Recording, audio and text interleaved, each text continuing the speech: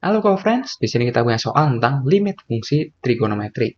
Nilai dari limit x mendekati, nah di sini ada sedikit revisi, jadi seharusnya bukan min 1, melainkan 5. Jadi kita punya limit x mendekati 5 dari, nah untuk 4x yang dikurang 10, lalu di sini kita kalikan dengan sin dari x min 5, lalu dibagi dengan x kuadrat min 25. Sama dengan, nah perhatikan bahwa sebenarnya bagian penyebut dapat kita faktorkan.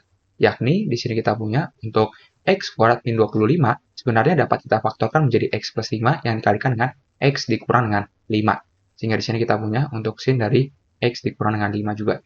Nah, perhatikan bahwa kita punya sifat limit, di mana limit x mendekati c dari fx dikali gx sama dengan limit x mendekati c dari fx dikalikan dengan limit x mendekati c dari gx. Jadi dapat kita pecah. Nah, kita akan pecah untuk yang ini sendiri dan yang ini sendiri.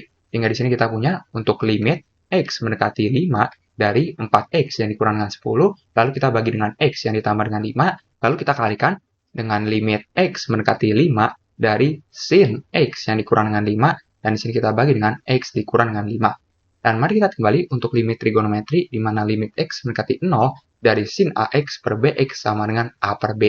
Nah, jadi nantinya kita akan gunakan sifat ini. Nah, perlu diperhatikan sebelumnya kita dapat menghitung untuk limitnya ini. Berarti kita dapat substitusikan saja untuk x-nya adalah 5, berarti untuk 4 dikali 5, lalu dikurang dengan 10, lalu kita bagi dengan 5 yang ditambah dengan 5. Sedangkan perhatikan bahwa untuk bagian limit yang ini, kita dapat memisahkan terlebih dahulu. Sebut saja untuk y adalah x yang dikurang dengan 5. Berarti ketika x mendekati 5, maka untuk y-nya mendekati 5 yang dikurang 5, berarti mendekati 0. Sehingga di sini akan kita ganti limitnya menjadi limit y mendekati 0. Dan perhatikan bahwa di sini untuk sin dari x min 5, berarti kita punya adalah sin dari y. Berarti di sini dapat kita tuliskan sebagai sin y yang kita bagi dengan y. Sehingga di sini kita dapat tentukan dengan mudah bahwa ini akan sama dengan 20 dikurang 10 dibagi dengan 10. Yang kita punya adalah 1 berarti. Lalu kita kalikan dengan, nah berarti di sini kita punya untuk limit y mendekati 0 dari sin y per y sebenarnya sama saja dengan bentuk yang ini. Hanya saja kita mempunyai variabelnya adalah y. Berarti di sini kita punya untuk a per b-nya adalah 1 yang dibagi dengan 1.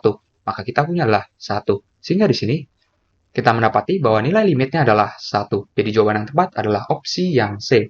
Sampai jumpa di soal berikutnya.